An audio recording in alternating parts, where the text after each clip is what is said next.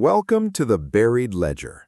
Before we begin this story, I need you to do something for me. Hit that like button right now, and in the comments, tell me where you're watching this from. 1938, 100 members of the Ku Klux Klan surrounded a black-owned ranch in the Mississippi Delta with rifles, rope, and a written promise from the sheriff that no one would interfere. Their target was Elijah Mercer, a fat, limping landowner they mocked as too slow to run and too scared to resist. They counted their numbers aloud, argued over who would light the fire at dawn, and accepted his offer to sign away the land, certain greed had won. By the next morning, the county had a different problem. Some Klansmen were dead, others were missing. Several swore they'd been shot by their own men. Hoods came off, names were spoken, careers ended. The mob's confidence collapsed into silence, and no one could explain how a man they'd come to erase was still standing. Before we go any further, comment where in the world you are watching from, and make sure to subscribe because tomorrow's story is one you don't want to miss.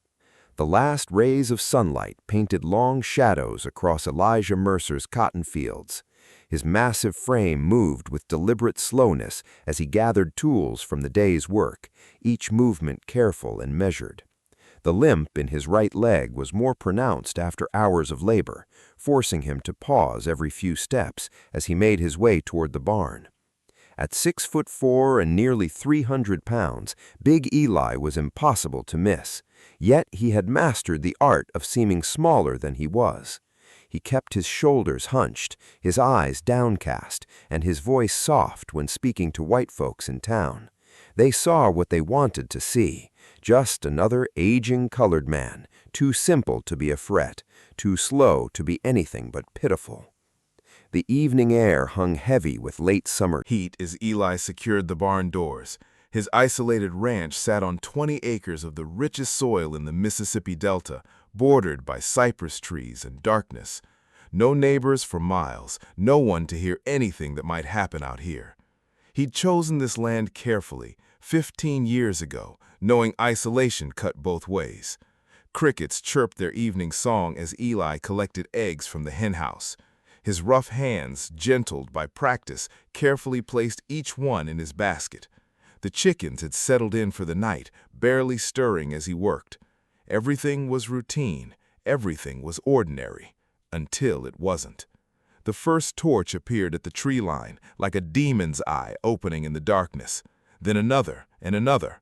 Soon the entire border of his property blazed with fire, each flame held high by white-robed figures emerging from the shadows. They moved with the confidence of men who believed they owned the night. Eli straightened slowly, his bulk casting a massive shadow in the torchlight.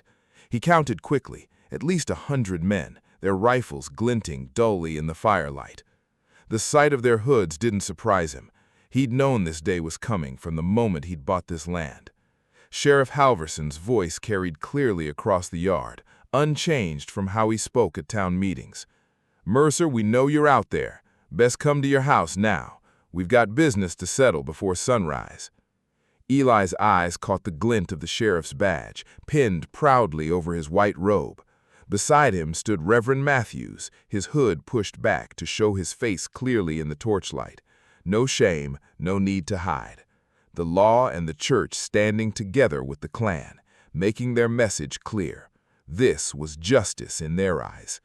More torches appeared, completing the circle around his property.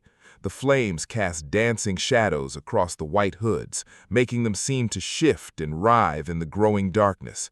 The air filled with the smell of kerosene and pine tar. "Your time's up, boy," another voice called out. "Shouldn't have gotten ideas above your station." Eli moved toward his house with exaggerated caution, letting his limp show more prominently than usual. His hands trembled visibly as he climbed the porch steps, just another frightened colored man, exactly what they expected to see. He could feel their satisfaction at his apparent fear, taste their certainty that this would be easy. The wooden boards creaked beneath his weight as he reached his front door. Behind him, the circle of torches tightened, drawing closer to the house. The sound of multiple rifles being cocked cut through the evening air like steel on bone. "Turn around, Mercer," Sheriff Halverson commanded. "Face us like a man." Eli's massive frame filled the doorway as he turned. Torchlight caught the sweat on his dark skin, making it gleam. His hands rose slowly above his head, fingers spread wide to show they were empty.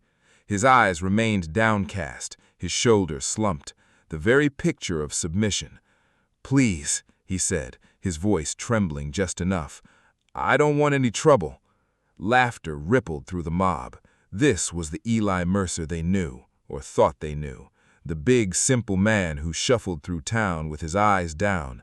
The harmless giant who moved so slow and spoke so soft. Their torches cast his shadow huge against the house behind him, but they saw only what they expected, a man too dull to be dangerous, too fearful to fight back. Eli stood motionless on his porch, hands raised high, while the circle of flames drew closer. His bulk seemed to shrink under their gaze, becoming smaller, lesser, safer. Everything they saw confirmed what they believed, that size meant nothing without spirit, that strength meant nothing without will. They saw exactly what he'd spent years teaching them to see. Sheriff Halverson stepped forward, his badge catching the torchlight. "You know why we're here, Mercer. This land's too good for your kind. Time to set things right."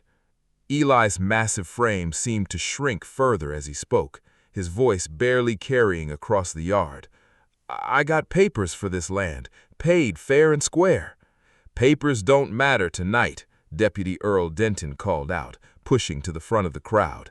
His hand rested eagerly on his holstered pistol. "Only thing that matters is what's right, and you owning this dirt ain't right." Eli's hands trembled more visibly above his head. What if I signed it over? The land, the house, everything." His words came out rushed, desperate. "Just let me go north, never come back. Y'all can have it all, legal and proper." A moment of silence swept over the mob. Several hooded figures exchanged glances. The promise of profit had interrupted their darker purpose. Pastor Gideon Crow stepped forward, his hood pushed back to reveal his severe features. "Now, Brother Denton, perhaps we should consider this offer. If our colored friend here is willing to admit his inappropriate aspirations and depart peacefully, would that not serve the Lord's purpose?" "Peaceful," Deputy Denton spat on the ground. "Ain't nothing peaceful about letting him walk away, send the wrong message." His hand tightened on his pistol grip. "The message," Pastor Crow's voice carried the weight of the pulpit, "would be that divine order prevails without unnecessary violence, that when confronted with righteous authority, even the misguided can choose the proper path." Sheriff Halverson raised his hand for silence, taking control of the situation. "Merc, you're saying you'll sign over everything? House, land, equipment, all of it?" "Yes, sir." Eli nodded quickly, his bulk swaying slightly. "Got the deed inside, can write up the transfer proper, witnesses and all. Just let me go after, please." More murmuring swept through the crowd. 20 acres of prime Delta soil was worth a small fortune. The thought of claiming it legally without mess or questions held obvious appeal. Deputy Denton wasn't satisfied. "Sheriff, you can't seriously—" "I can and I will," Halverson cut him off. "This here is a matter of property now, and that makes it my jurisdiction." He turned back to Eli. "We'll return at dawn, Mercer. Have those papers ready to sign. Any tricks?" He left the threat unfinished. "No tricks," Eli's voice quavered. "I'll have everything ready. Just don't hurt me." Pastor Crow nodded in satisfaction. "See how reason prevails. The Lord provides a path for all to walk in accordance with their proper station." His smile didn't reach his eyes. "Dawn it is, then. Time enough for our friend here to prepare himself for his journey north." Some of the mob grumbled, their bloodlust frustrated by this turn toward business.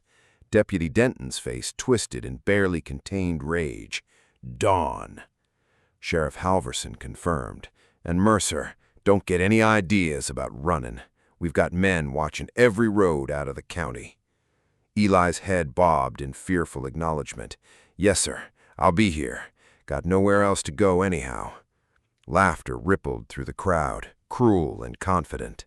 They began backing away, torches still held high, maintaining their circle as they retreated toward the tree line. "Enjoy your last night in that house, boy," Deputy Denton called out. "Come sunrise, it'll belong to white folks, like it always should have." More laughter followed his words. The mob moved as one into the darkness, their torches creating a ring of fire that slowly widened as they withdrew. Soon only their flames were visible, dancing among the trees like malevolent spirits. Eli remained on the porch, hands raised, until the last torch disappeared into the woods. Only then did he lower his arms, movements still slow and careful. He turned, opened his front door, and stepped inside. The lock clicked shut with quiet finality. Inside the darkened house, something subtle shifted in Eli's posture. The fearful slump of his shoulders eased. His movements lost their exaggerated caution. His massive frame no longer seemed to apologize for its own existence. He stood in his darkened front room, perfectly still, perfectly straight, as the sound of horses and wagons drifted in from the distant road. The mob dispersing, confident in their victory, certain of what tomorrow would bring. Minutes after the lock clicked shut, Eli moved through his darkened house with precise, silent steps that betrayed none of his earlier clumsiness. He lit a single oil lamp, keeping the flame low. The weak light caught the gleam of well-oiled wooden floorboards near his bed. His thick fingers traced a nearly invisible seam. With practiced ease, he lifted 3 boards, revealing a deep cavity beneath. The lamp's glow illuminated metal that hadn't seen daylight in years. From the hidden space, Eli withdrew items one by one, arranging them on his bed with methodical care. A Springfield M1911 rifle, its stock marked with notches only he could decode. 3 Colt M1911 pistols, each cleaned weekly despite 2 decades of disuse. Boxes of ammunition carefully wrapped in oiled cloth to prevent moisture damage.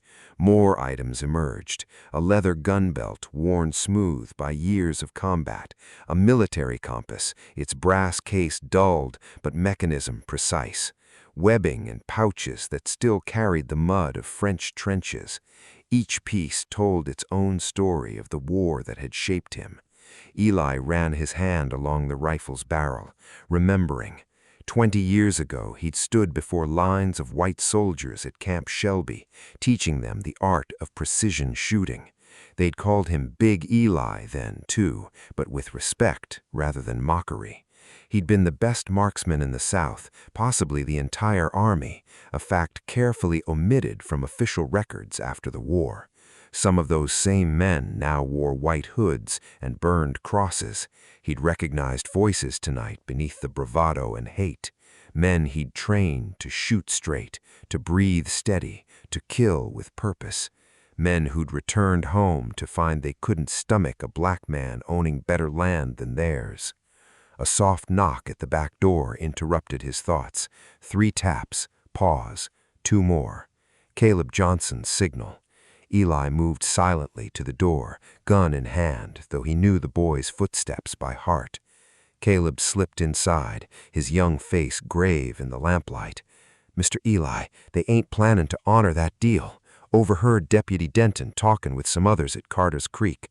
They're coming back before dawn to burn you out." Eli nodded slowly. He'd expected as much. "You took a big risk coming here, son. Had to warn you." Caleb's eyes moved to the weapons laid out on the bed. "You ain't really planning on signing over the land, are you?" "No." Eli began checking each pistol's action, the movements automatic after countless repetitions. "But you need to go. Whatever happens tonight, you can't be here." "I could help. My daddy taught me to shoot." "Your daddy taught you to survive." Eli cut him off gently. "That's what you need to do now. Go home. Stay there. If anyone asks, you haven't seen me since yesterday morning." Caleb hesitated. "They'll kill you." A ghost of a smile crossed Eli's face. "They'll try." He picked up one of the pistols, checking the sight alignment. "You know why I got so fat after the war, Caleb?" The boy shook his head. "Because fat men scare no one. Fat men who talk slow and walk with a limp. They're harmless, invisible. They get underestimated." Eli's voice remained soft, but something cold and precise had entered it. "I've spent 20 years being harmless, watching them, learning their patterns, their habits, their weaknesses." He began loading magazines with steady hands.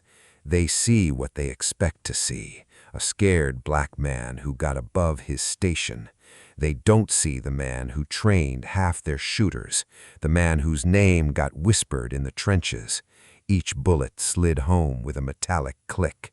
They erased that man from the books, made him disappear." "What are you going to do?" Caleb whispered. Eli checked his watch. "Just past 2 hours.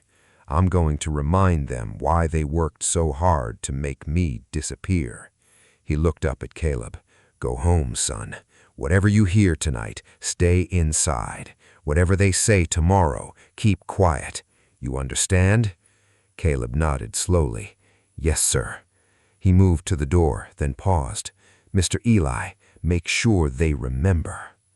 After Caleb left, Eli continued his preparations. Each movement was precise, unhurried. He laid out ammunition at key points throughout the house, checked and rechecked his weapons, studied sight lines through windows, calculated ranges to trees, fences, outbuildings. The darkness outside his lamp's glow was absolute. Somewhere in that darkness, a horde of 100 men waited, confident in their power, certain of their purpose. They had torches, numbers, and the law on their side. They had everything except the truth of who they were hunting. The lamp's flame flickered as Eli methodically loaded another magazine. The moon had set, leaving only starlight to pierce the thick delta darkness. From his upstairs window, Eli watched shadows move through his fields.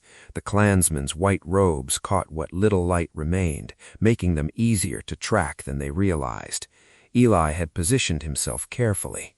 Years of working this land had taught him every angle, every dip, every advantage.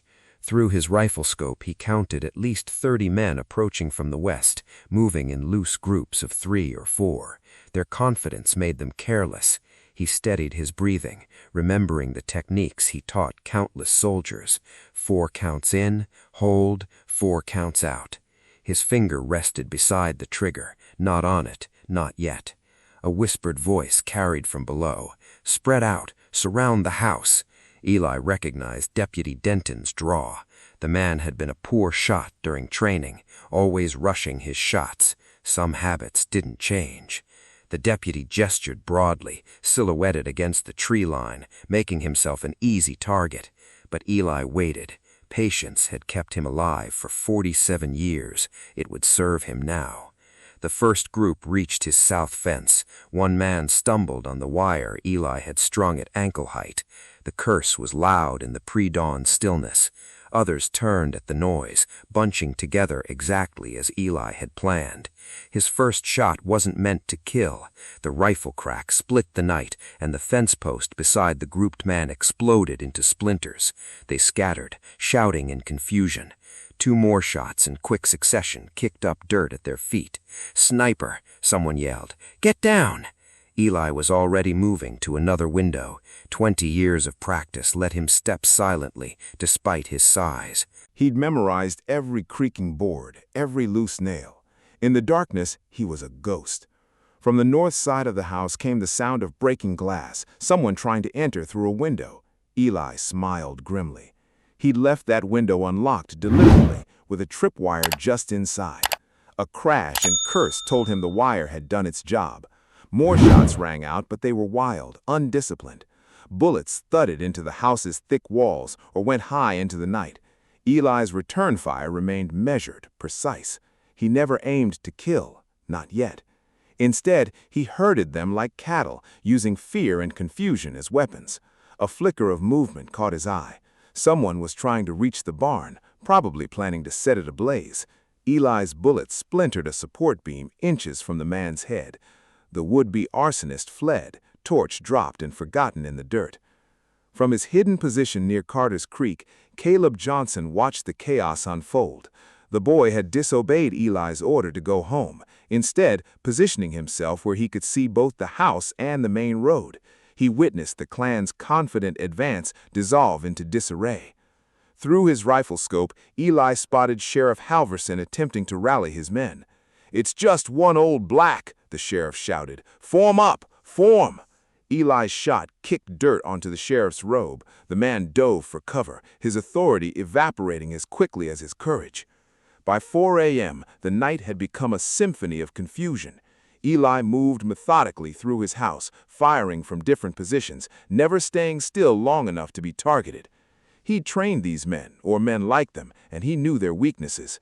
They expected confrontation, direct resistance. Instead, they faced a ghost who seemed to be everywhere and nowhere. Some men fled outright, others huddled behind trees or farm equipment, unwilling to advance or retreat. A few braver souls tried coordinated attacks, but Eli's carefully placed shots always disrupted their plans. Near the creek, Caleb Johnson watched a group of Klansmen half-carry a limping companion toward the road. The man's white robe was stained with mud and blood, likely injured jumping a fence in panic. Others were scattered through the fields, their formation broken, their confidence shattered. Dawn was approaching when Pastor Crow finally called for a retreat. The remaining men fell back to the tree line in ragged groups, maintaining what dignity they could. Their torches had long since burned out or been dropped. Their white robes were stained with dirt and fear. Eli watched them regroup through his scope. He counted fewer than 60 now. The rest had fled into the night. Those remaining huddled in small clusters, their body language speaking of confusion and growing anger. They had come expecting to find a helpless victim. Instead, they'd found the deadly marksman they'd tried to erase from memory. The eastern sky was beginning to lighten. Soon, darkness would no longer provide cover. Eli knew the night's true test was still to come. The clan's humiliation would demand blood. But for now, he had shown them something they couldn't forget. The fat man they'd mocked was a phantom in the dark, a teacher of death they'd tried to forget. In the growing light, Eli reloaded his weapons with the same methodical care he'd shown all night. The morning would bring its own challenges, but he had made his point. They would never again mistake his patience for weakness. The first rays of sunlight crept across Eli's fields, turning the morning dew to gold. The change was sudden, darkness giving way to harsh clarity.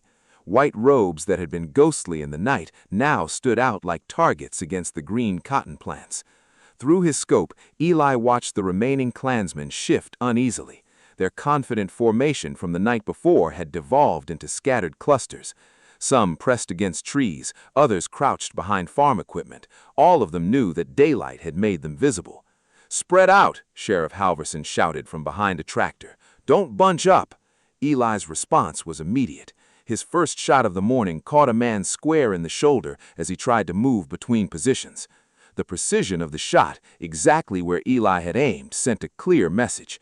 The wounded man screamed, clutching his arm as blood stained his white robe. "Dear God!" Pastor Crow's voice carried across the field. "Thompson's down!" Two men rushed to help their fallen companion. Eli's next shot kicked up dirt between them, forcing them to scatter.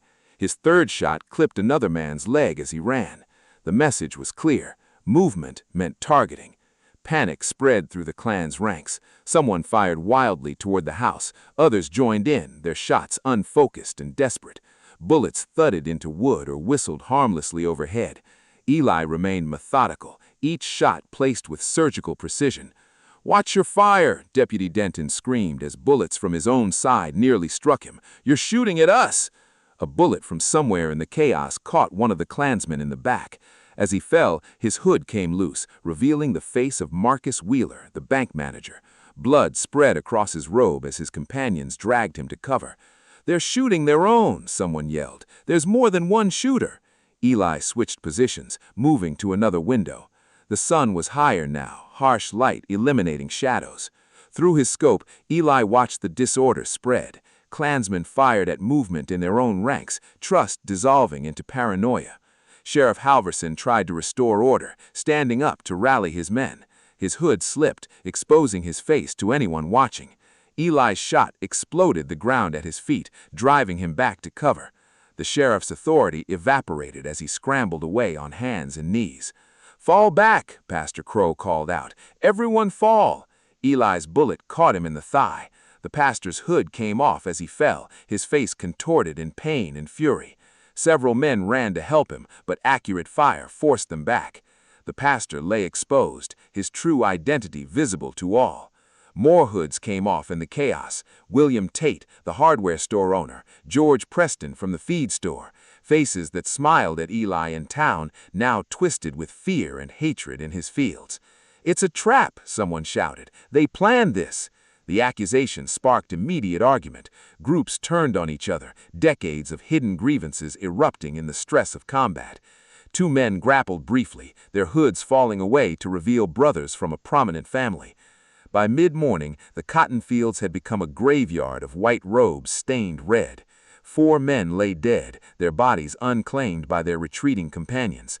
Others crawled or limped through the rows trying to reach safety. The sound of sporadic gunfire mixed with groans of the wounded and shouts of accusation. "Who's really shooting?" Deputy Denton's voice cracked with fear. "This ain't right." More shots answered him from the Klan's own ranks. Trust had completely broken down. Every movement drew fire, every shadow held potential betrayal. Men who had arrived as hunters now fled like prey, unsure who was friend or foe. Eli maintained his precision throughout, his shots serving as punctuation to their chaos. He picked his targets carefully, a knee here, a shoulder there, each bullet a reminder of skill they had chosen to forget. The retreat became a rout. Small groups broke away, abandoning their wounded. Some threw off their robes entirely, running openly through the fields. Others crawled through the cotton rows, trying to stay low. The proud unity of the night before had shattered into every man for himself. Sheriff Halverson made one last attempt to organize a withdrawal. "Fall back to the road together," but there was no together left. His men were already running, their formation destroyed, their confidence shattered. Some fled north, others south. Decades of racial solidarity crumbled under the weight of fear and exposed faces. Through his scope, Eli watched them scatter. The morning sun was merciless, illuminating every stumbling retreat, every abandoned companion, every moment of cowardice. The mighty Klan had become nothing more than frightened men in dirty white robes fleeing from shadows of their own making. The late morning sun beat down mercilessly on Eli's fields. The air hung thick with gun smoke and the metallic scent of blood. Where chaos had reigned minutes before, an unsettling quiet now settled over the cotton rows. Only the occasional moan of the wounded disturbed the silence. Eli moved cautiously through his house, checking each window with practiced efficiency. His movements were precise, methodical, the same careful rhythm that had served him during the war. 4 dead lay scattered across his land. More wounded had crawled away, leaving dark trails through the cotton plants. He found Caleb in the root cellar, exactly where he'd ordered him to stay. The young man's eyes were wide, but steady. "They're gone?" Caleb asked, his voice barely above a whisper. "Most of them," Eli replied, helping him up, the ones that could still run. Together they emerged into the harsh daylight. Eli kept his rifle ready as they made a careful circuit of the house. Bullet holes peppered the wooden walls, but the structure remained solid. His preparations, the reinforced shutters, the angled boards behind crucial walls, had done their work. But there, Caleb pointed to where 2 abandoned Klan robes lay crumpled in the dirt. Blood had turned the white fabric rust-colored. "They just left them?" "Pride dies quick when survival kicks in," Eli said quietly. He studied the tree line where the mob had first gathered the night before. Now it stood empty, the morning breeze stirring leaves that concealed their escape routes. They found more evidence of the Klan's collapse as they checked the perimeter. Dropped rifles, some expensive, scattered ammunition, a pocket watch that Eli recognized from the bank. The owners had fled with nothing but their lives and their exposed identities. "Never seen nothing like it," Caleb said, keeping close to Eli as they walked. Way you handled them made them turn on each other. Eli shook his head. They did that themselves. Fear just showed what was already there. He paused to study a spray of bullet holes in the dirt. All those years acting superior, but they broke just like anyone else when the tables turned.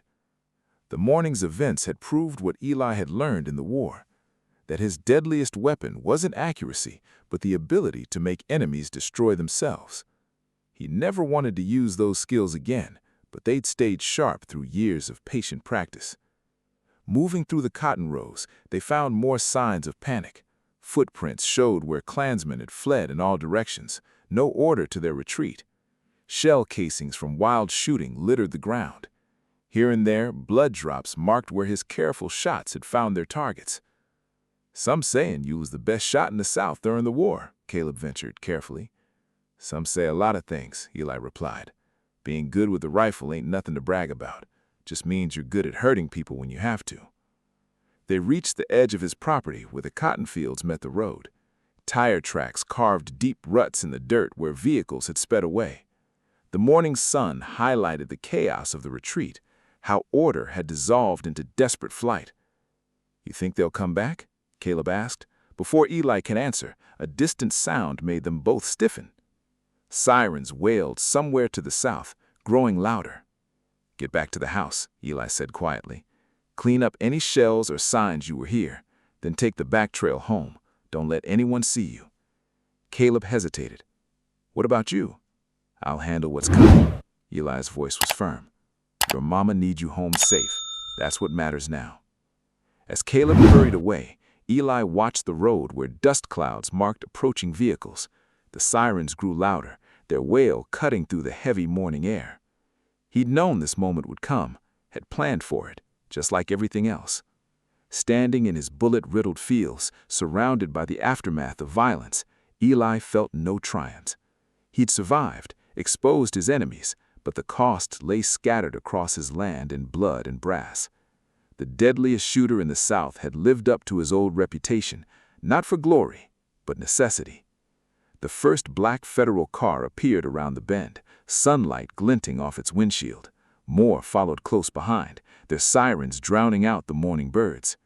Eli stood his ground as they approached, his rifle pointed safely down, watching the dust cloud grow. The federal cars pulled up in a cloud of red Mississippi dust. Doors opened in unison, and men in dark suits emerged, their badges catching the sun.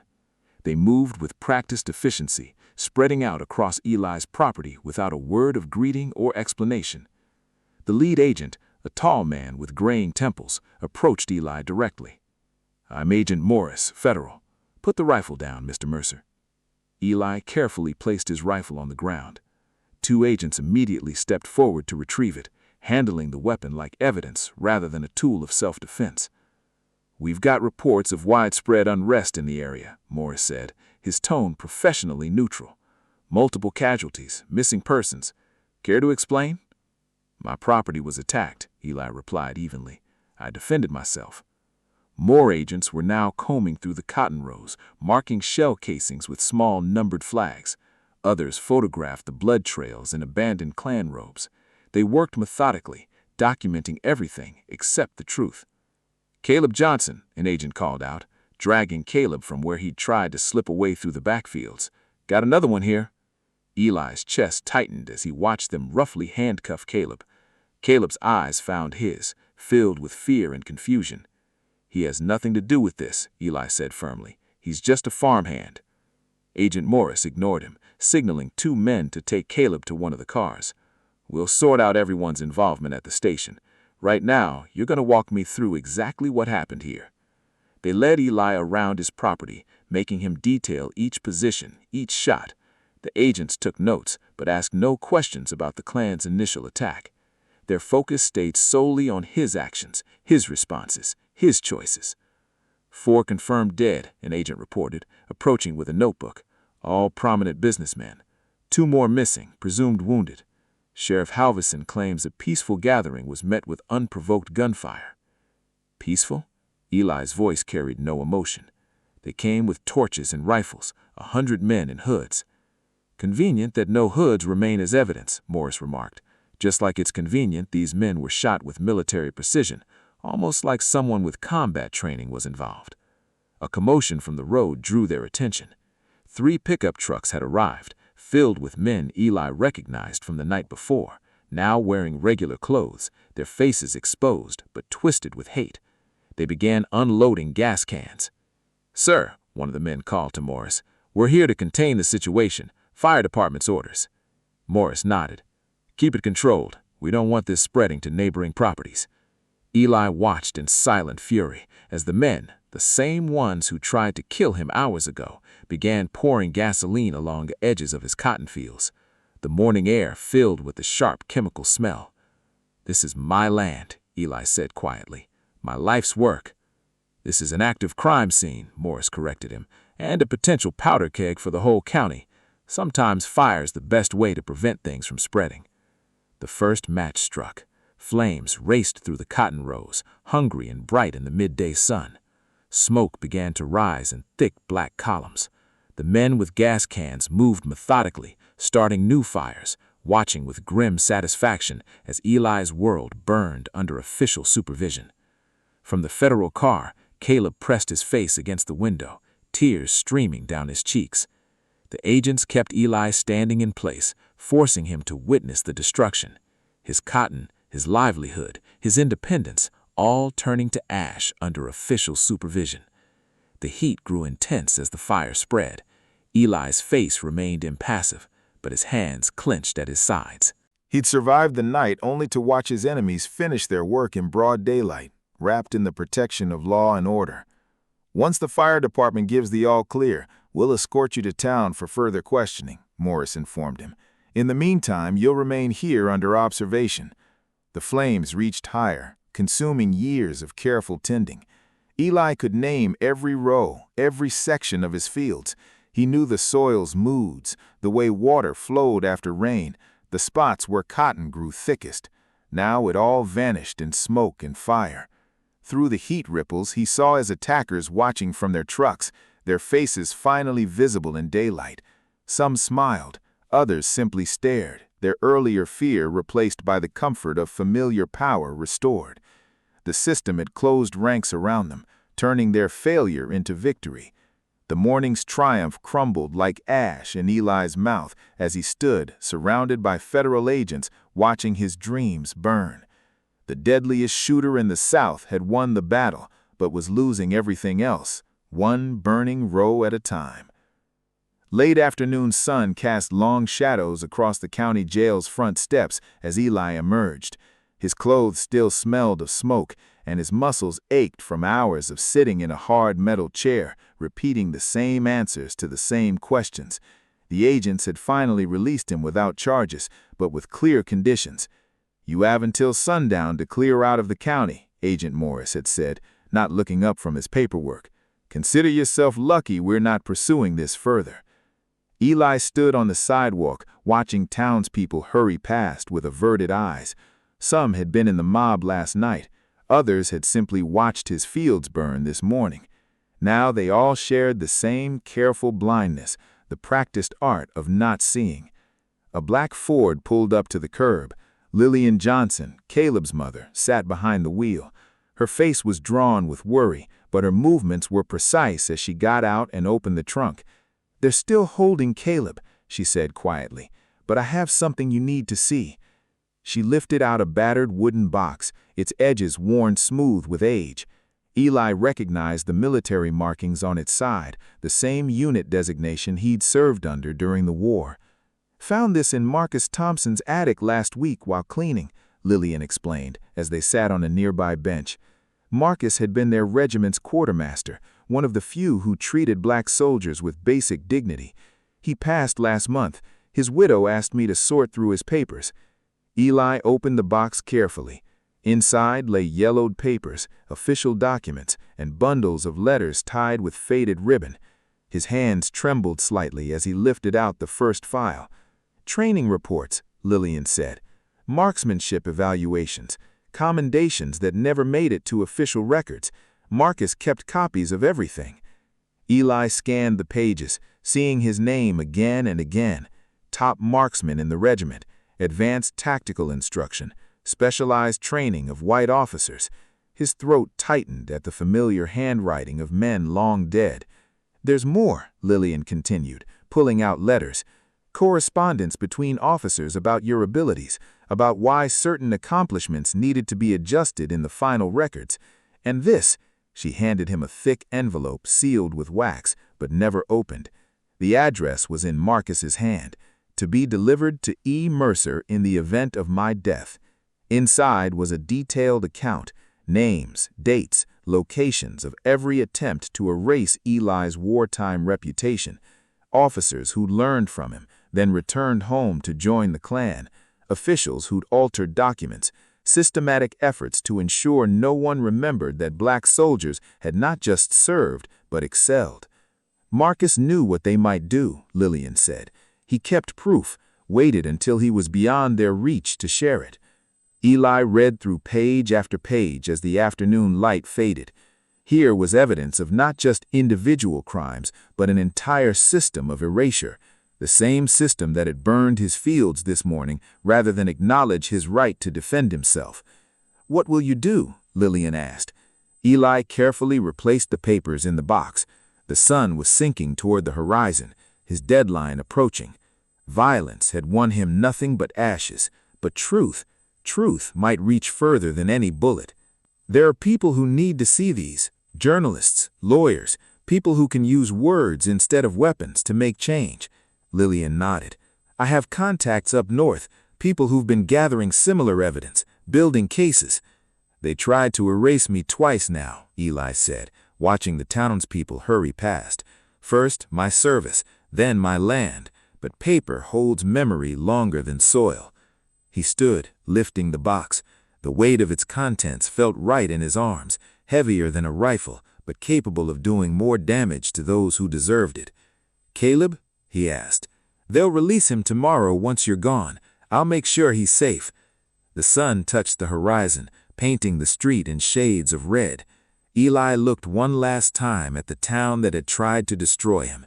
He had survived their violence, but he would not answer it with more of the same. The deadliest weapon was not his marksmanship, but the truth they had tried so hard to bury. "Time to go," Lillian said gently, starting the car. Eli placed the box carefully in the back seat. As they drove toward the county line, he watched the sunset paint the sky in colors like fire. Behind them, the town grew small and dark, its secrets now safely contained in ink and paper, waiting to be exposed. The morning sun had barely cleared the horizon when Eli boarded the northbound bus in Memphis. He kept the wooden box close, protected between his feet as the engine rumbled to life. Other passengers paid little attention to the large, quiet man in the back row. That was fine. Anonymity had become a familiar comfort. The headlines started appearing 2 weeks later, small notices at first, tucked away in northern papers. Federal investigation opens in Mississippi. County officials face scrutiny. The stories never mentioned his name or ranch, focusing instead on documented irregularities, missing records, and questionable finances. In his rented room in Chicago, Eli spread Marcus Thompson's papers across a borrowed desk. Lawyers came and went, taking copies, connecting threads. They spoke in careful terms about institutional accountability and systematic reform. Eli recognized the language of patience. Some victories required time rather than speed. By early autumn, the ripples reached deeper. Sheriff Halverson submitted his resignation, citing health concerns. 3 county commissioners stepped down within a week. Pastor Crow's congregation arrived one Sunday to find the church doors locked and their leader gone, leaving only questions and empty collection plates. Deputy Earl Denton vanished more quietly. Local gossip suggested he'd moved to Texas or maybe Oklahoma. No one seemed entirely sure. Similar uncertainties surrounded other men who'd stood in the torchlight that night. Their absences accumulated like leaves dropping in fall. Natural, unremarkable, yet changing the landscape completely. The documentation proved more damaging than any bullet. Marcus Thompson's meticulous records revealed networks of corruption extending far beyond one county. Each paper trail led to another, then another. Bank records showed suspicious patterns. Property transfers raised questions. Old military files highlighted discrepancies that demanded explanation. Eli watched it unfold from a distance, working as a mechanic in a small garage on Chicago's South Side. His hands, once so precise with a rifle, now rebuilt engines with the same prowess. Same careful attention. The work suited him, methodical, requiring focus and patience. His new neighbors knew him only as a quiet man who kept to himself, but was always willing to help with repairs. Letters arrived regularly from Lillian, updating him on changes back home. Caleb had taken over management of a successful farm 2 counties over. The local clan cell had fractured, its members turning on each other as investigations tightened. Some faced tax charges, others fled ahead of subpoenas. The night of the siege was never officially solved, but its shadow lay heavy across every resignation and disappearance. In November, a thick envelope arrived from one of the lawyers. Inside was a copy of a sworn deposition, 30 pages of testimony from a former Klan member detailing years of orchestrated violence and corruption. The man's conscience had finally outweighed his fear. More depositions followed, each adding weight to the growing case. Eli stored these papers with Marcus Thompson's records, watching the box fill with new evidence. The truth was like water, he realized, finding every crack and seeping through. No system, no matter how entrenched, could stay watertight forever. By winter, the changes were undeniable. The county had a new sheriff, one who'd never worn a hood. The church reopened under different leadership. Farms that had been seized through intimidation were quietly returned to their rightful owners. No official ever acknowledged the full story, but everyone understood the message. The old ways were ending. Eli settled into his new life with the same deliberate care he'd once used to sight a target. His small apartment filled gradually with carefully chosen items, books, tools, a comfortable chair by the window. He attended veterans meetings sometimes, though he rarely spoke. Other men who'd served recognized something in his bearing, but they never pressed for details. On a cold December morning, exactly 4 months after the siege, Eli read the final headline: Federal investigation concludes, reforms implemented. The article spoke no names, no specific incidents.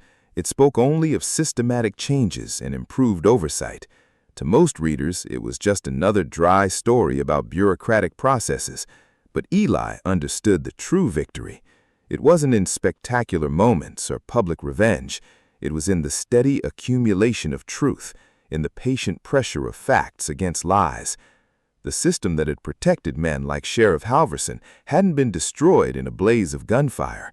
It had been dismantled piece by piece, document by document, resignation by resignation.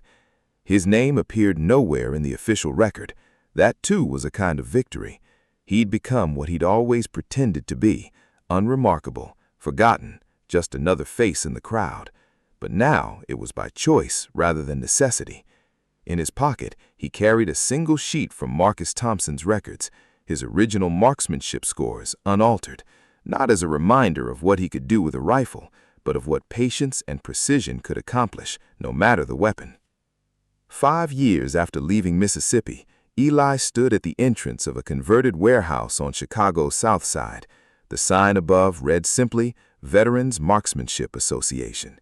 Inside, the long space had been transformed into a proper shooting range, with lanes marked clearly and safety equipment stored neatly along the walls. Morning light filtered through high windows as his students, all black veterans, arrived for their weekly session. They came from different backgrounds, former infantrymen, mechanics, medics. Some still carried visible wounds from their service. Others bore scars that didn't show. All of them understood what it meant to hold power and the weight of using it wisely. "Morning, Mr. Mercer," called James Wilson, a young man who'd served in the Pacific. He walked with a slight limp, not unlike Eli's own. Behind him came the others, 12 in total today. Eli nodded, watching them prepare. They moved with practiced discipline, checking equipment, adjusting safety gear, no rushed movements, no wasted motion, just like he taught them. "Today, we're focusing on breathing control," Eli announced, his voice carrying easily in the quiet space. "A shooter who can't control his breathing can't control his aim, and a man who can't control his aim has no business holding a weapon. The men lined up, listening intently. Eli demonstrated the proper stance, the way to regulate breathing under pressure. His hands, thick but precise, moved through familiar motions. The veterans watched closely, recognizing the authority of experience. "Remember," he continued, "this isn't about how fast you can shoot or how many targets you can hit. It's about mastery of yourself first, then your tool." He patted the rifle on the bench. "These are just pieces of metal. The real weapon is up here." He tapped his temple. One by one, the men took their positions. Eli moved down the line, correcting stances, adjusting grips. His touch was gentle but firm, each correction delivered with quiet certainty. When they began firing, the shots came slowly, deliberately. "Good, Marcus," he said to a tall man at the end. "You're rushing less. Let the shots surprise you." Marcus nodded, adjusting his grip slightly. His next shot landed closer to center. During a break, the men gathered around as Eli cleaned a rifle, his movements automatic after decades of practice. Some of them knew pieces of his story, whispered fragments about Mississippi, about a night when patience proved deadlier than rage. But Eli never spoke of it directly. Instead, he taught through example. Every session began with safety checks, ended with thorough cleaning. He emphasized precision over power, control over speed. The lessons went beyond marksmanship. "A gun makes noise," he told them, reassembling the rifle. "But noise doesn't equal strength. Anyone can make noise. The real power is in knowing when not to shoot, in having the discipline to wait." The men nodded, understanding deeper meanings. Many had faced similar choices, moments when violence seemed the only answer. Eli taught them alternatives, ways to maintain dignity without destruction. After the formal practice, some stayed to help clean up. Eli watched them work together, sharing quiet jokes, offering advice. They'd formed a community here, built on mutual respect and shared experience. "Mr. Mercer," James approached as the others began leaving, "I wanted to thank you, not just for the shooting lesson." He paused, choosing his words carefully. "My temper used to get the best of me, but what you taught us about control, about patience, it's changed how I handle things."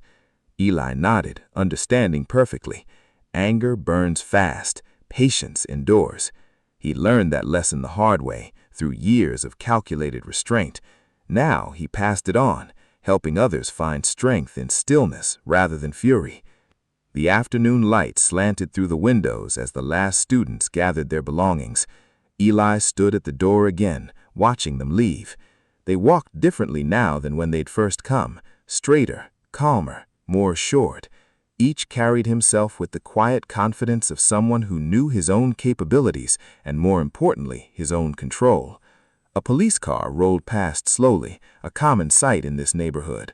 5 years ago, such a patrol might have sparked tension. Today, his students simply nodded politely and continued on their way. They'd learned that true power didn't need to announce itself.